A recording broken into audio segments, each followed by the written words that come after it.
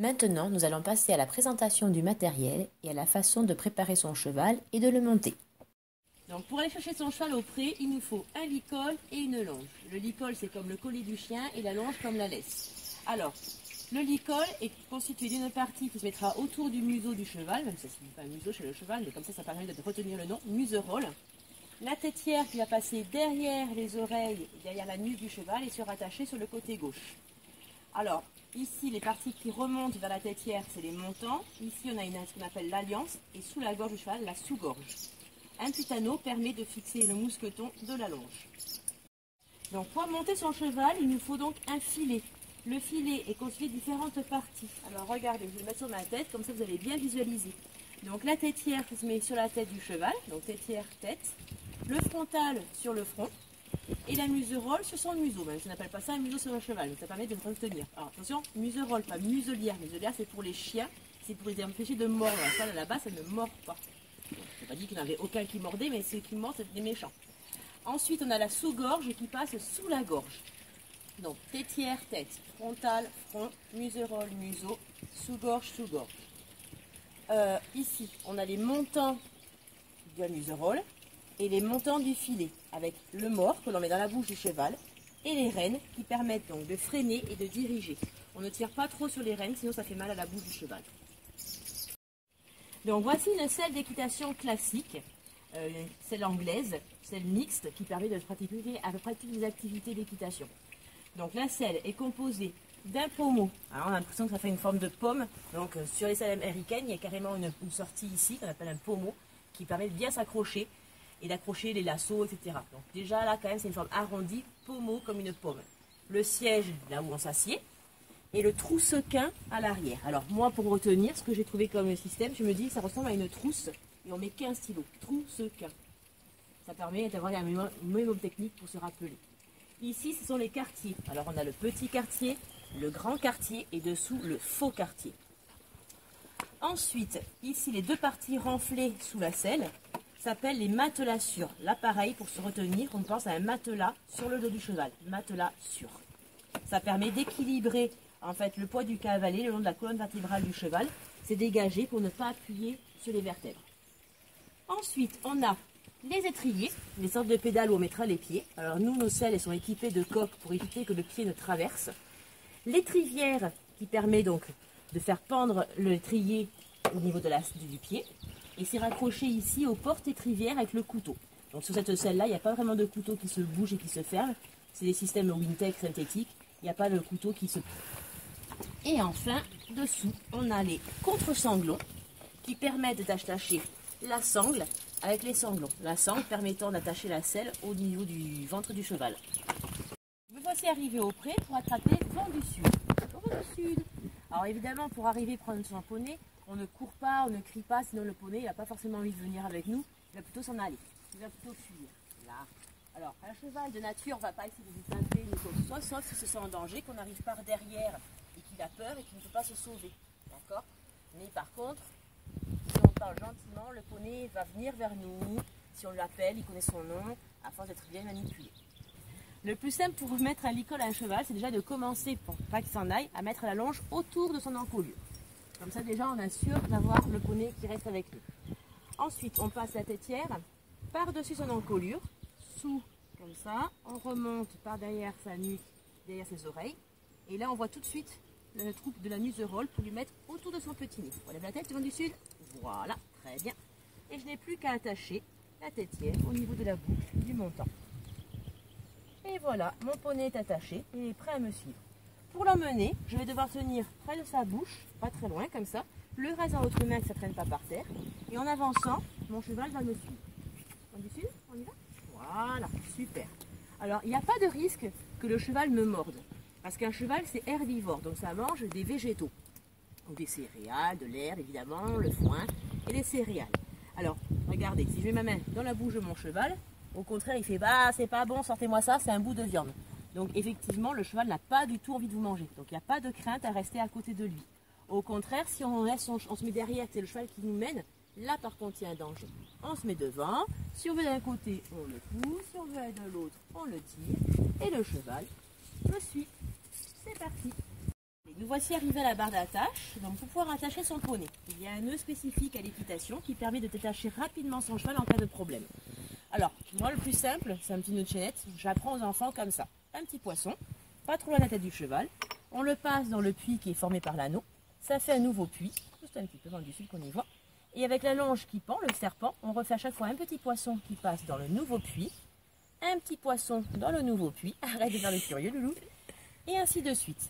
L'avantage, c'est que si le cheval tire, ça ne se défait pas. Mais quand on voudra le ramener au pré, on n'a plus qu'à tirer sur le serpent et tout se défait. Alors, évitez d'attraper, de faire le poisson comme ça à travers, les premiers en tout cas, parce qu'on peut rester, si jamais le cheval tire d'un coup sec, les doigts coincés dedans et ça peut être dangereux. On peut se retrouver avec les doigts coupés. Donc vraiment, passer au fur et à mesure la boucle dans la suivante. Un petit poisson, à chaque fois, repasse dans le nouveau puits formé. Et voilà, mon loulou est attaché. Il va pouvoir maintenant être pansé. Le pansage, le fait de brosser son cheval. Chaque fois que je reviens avec mon poney, je lui parle, de manière à ce qu'il ne soit pas surpris. Parce que souvent les chevaux à la barrière, ils sont un peu endormis, ils ont un pied qui se met un peu en l'air, comme ça qui permet de se bloquer. En fait, un cheval peut dormir debout. Souvent on entend les gens qui disent « Ah, c'est ça, un cheval dort debout ». Non, un cheval aussi peut dormir couché.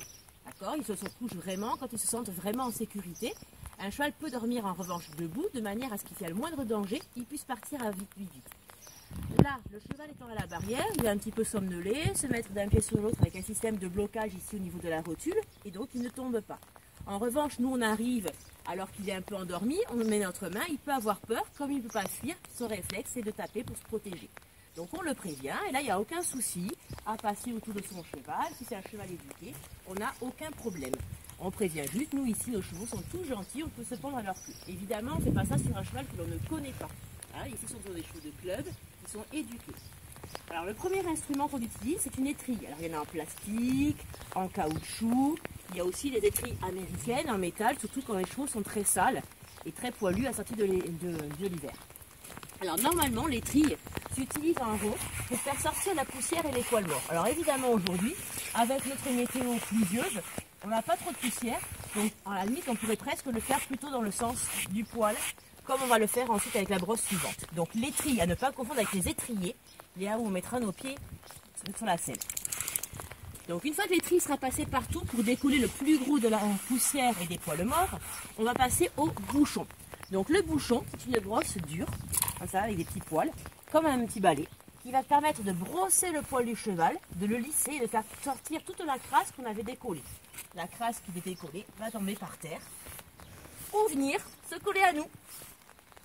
Donc là, on brosse bien, même les jambes et la tête. Avec l'étrille, on ne pourrait pas faire ni la tête ni les jambes parce que ça ferait mal au niveau des os.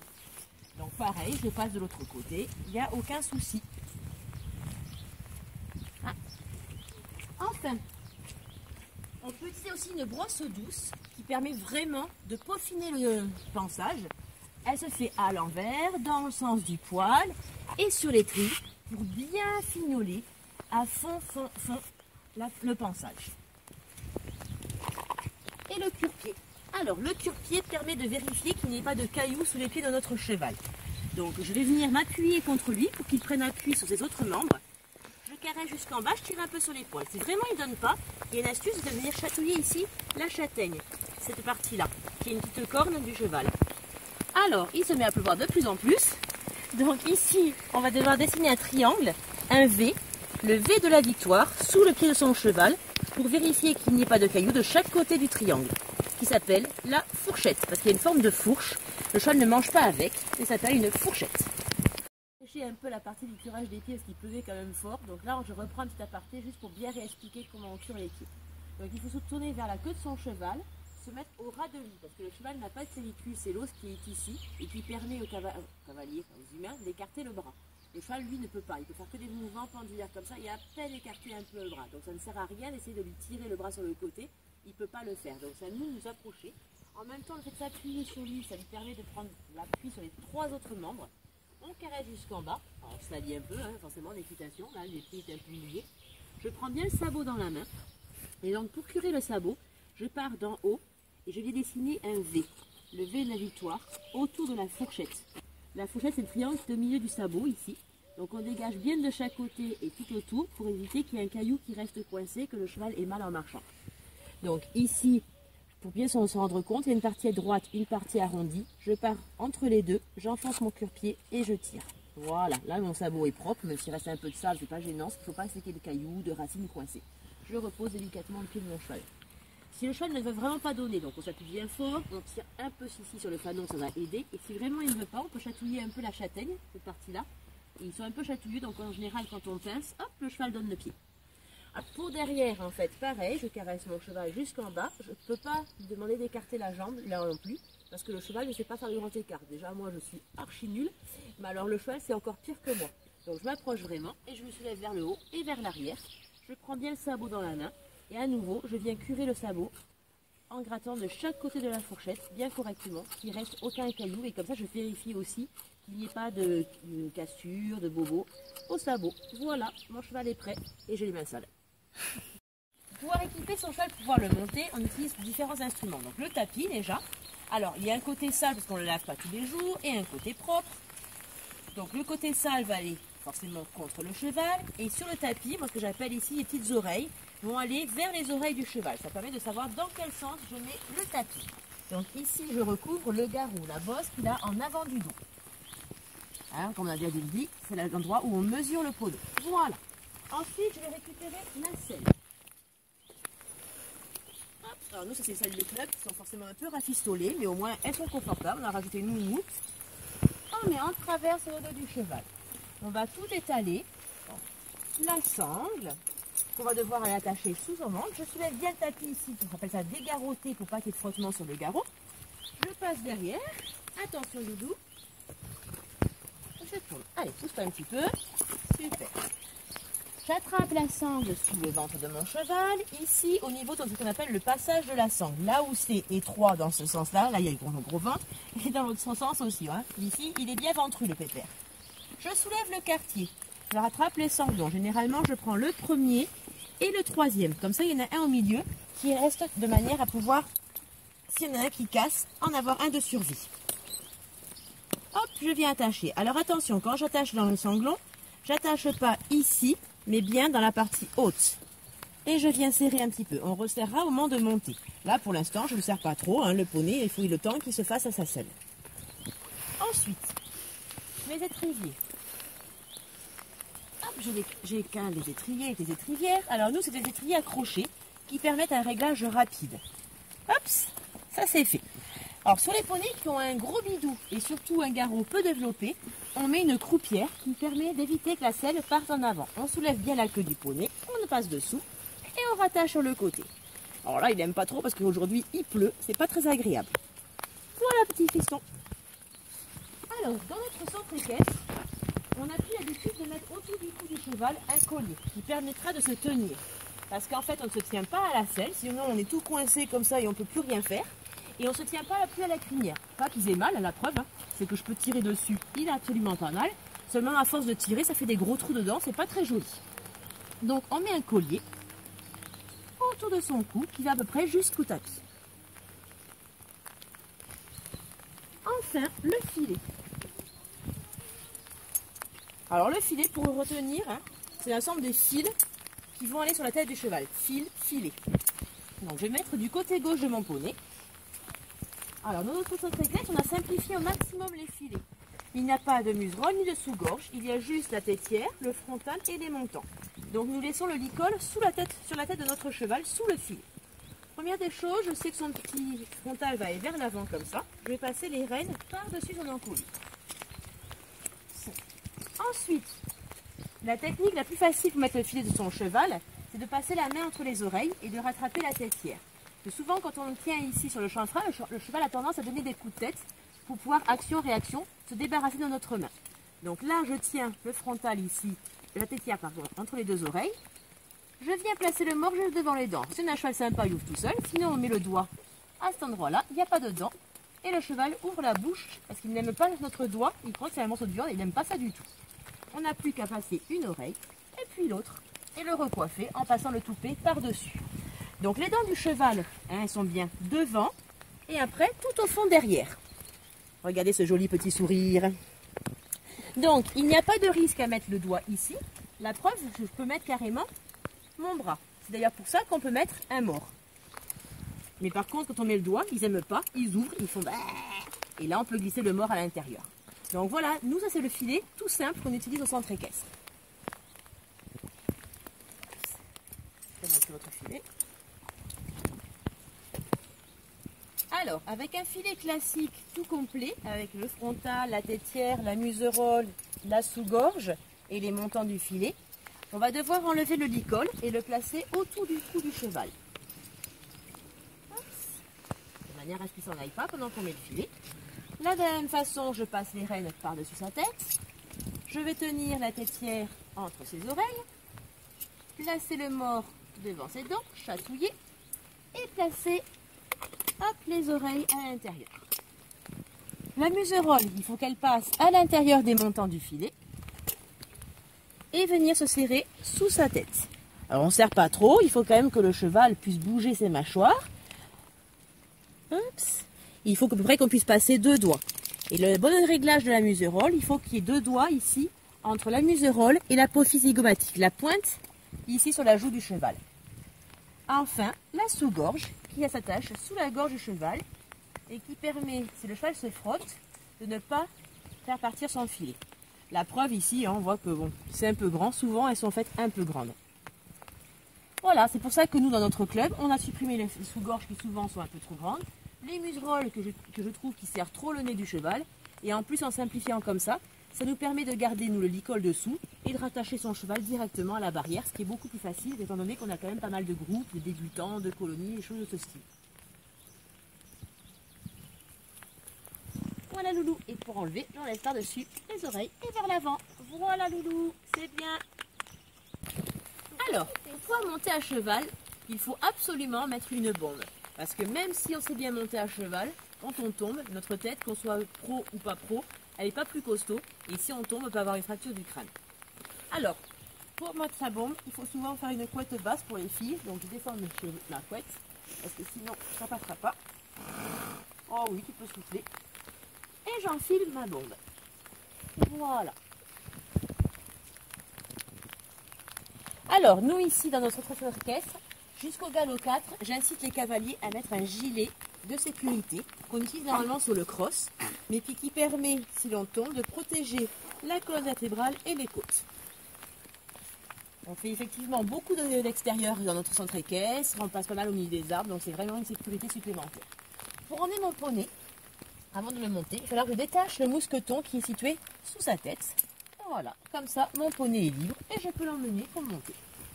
Alors, pareil, dans notre centre équestre, nous avons l'habitude, pour pouvoir monter, de prendre un tabouret de manière à ne pas faire mal au dos du cheval. Au moins pour le premier montoir, tant que le dos du cheval n'est pas chaud. Avant de monter, on vérifie la sangle. Jean-Luc en profite pour manger. Très bien. C'est pour ça que pour les jeunes cavaliers, je leur mets une petite ficelle qui leur permet de garder la tête du poney un peu plus haute pour éviter qu'ils ne broutent trop pendant la séance. Avant de monter, je resserre mes rênes, je les ajuste de manière à ce que mon poney ne puisse pas avancer. Je place mon tabouret et si je veux monter, donc je monte en général du côté gauche quand je ne connais pas un cheval. Parce que les chevaux ont été habitués à être montés à gauche, parce qu'autrefois, le seul cavalier qui montait, c'était des militaires, ils montaient avec une épée, et ne pouvaient donc pas monter avec leur épée du côté droit. De nos jours, on peut monter à gauche ou à droite, c'est un choix, mais tous les chevaux n'ont pas été habitués à être montés à droite. Donc quand on ne connaît pas un cheval, on monte de préférence à gauche. Tu ne bouges pas du bout, s'il te plaît. Je vais mettre mon pied gauche dans l'étrier, comme ça, et je passe ma jambe par-dessus, délicatement, et je me rassieds sur le siège de mon cheval. Il faut tenir les rênes. La bonne tenue, c'est de tenir les rênes d'ici à la bouture, de faire coulisser. Tout ça part vers l'avant. Et je reprends bien mes rênes. Le petit doigt, en fait, en premier, ici, et le pouce vers le haut. Donc j'attrape ma rêne, le petit doigt en premier vers la bouche de mon cheval, et je remonte. Pour pouvoir faire avancer mon cheval, il va falloir que je serre mes jambes. Comme on dit, mettre des jambes. Alors, s'il n'avance pas, un petit coup de talon, et le poney est parti. Si vraiment il n'écoutait pas, je prendrai une cravache pour me donner les ordres. Pour m'arrêter, je tire sur les rênes en me penchant en arrière. Et mon poney s'arrête. Pour pouvoir tourner. J'écarte la main du côté où je veux aller. Si je veux aller à gauche, j'écarte la main gauche. Si je veux aller à la droite, j'écarte la main droite. Alors, il ne faut pas tirer, parce que tirer égale freiner. Et en plus, ça fait mal à la boue du cheval. Pour freiner, on tire. Par contre, pour tourner, on écarte la main. Il faut que le poney voit notre main du côté où on veut aller. On tourne le pouce, il voit notre main et il suit notre main. Voilà, je vais refaire pareil de l'autre côté. Hop, à gauche. J'écarte ma main gauche, on appelle ça une reine d'ouverture. Je lui ouvre la porte du côté où je veux aller. Je veux m'arrêter, je me penche en arrière et je freine. Je repose mes mains pour le remercier. Tant que je n'ai pas demandé, il n'a pas le droit de repartir. Je serre mes jambes, mon poney repart. Et voilà un gentil petit poney, bien éduqué. À nouveau, oh! Et on peut allier la voie. Pour descendre, j'enlève les deux pieds des étriers. Je garde mes rênes pour que je sois à l'avant. Je peux prendre un bout de crinière. Je me penche en avant et je passe la jambe par derrière. Je me laisse glisser et je récompense mon cheval.